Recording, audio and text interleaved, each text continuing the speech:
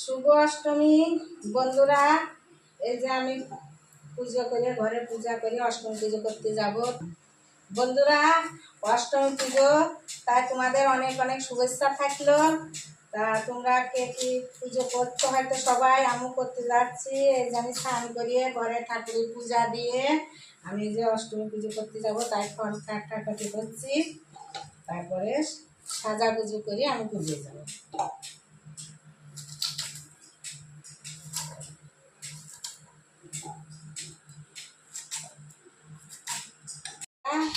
অষ্টমী পুজোর জন্য আমার একটা ফল আনেছে, কলা, এই যে চেরি,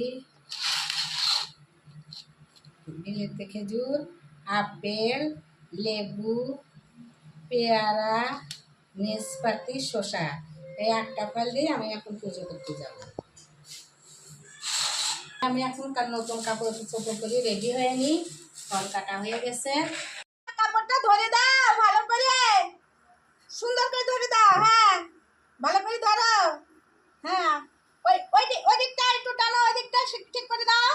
বাবা, এটা এটা এটা ঠিক করে দাও। হ্যাঁ, ওগো আমার কাপড়। হ্যাঁ, সুন্দর করে ধরে দাও।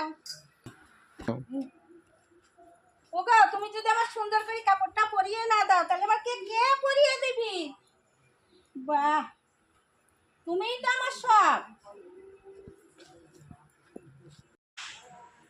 আসলাটা সুন্দর করে ধরো। কেমন লাগছে আমার? ভালো লাগছে। হয়ে গেছি, এখন পুজো মণ্ডপে যাবো সবাই একসাথে। আমার যা আছে, বোমা আছে, সবাই একসাথে যাব।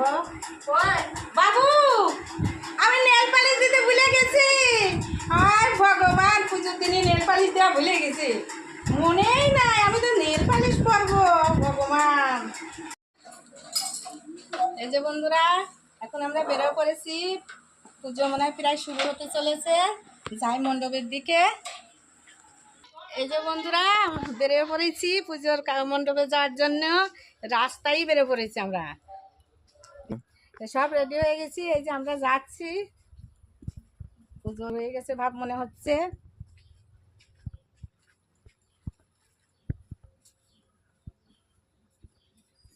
এই যে আমরা রাস্তায় এখন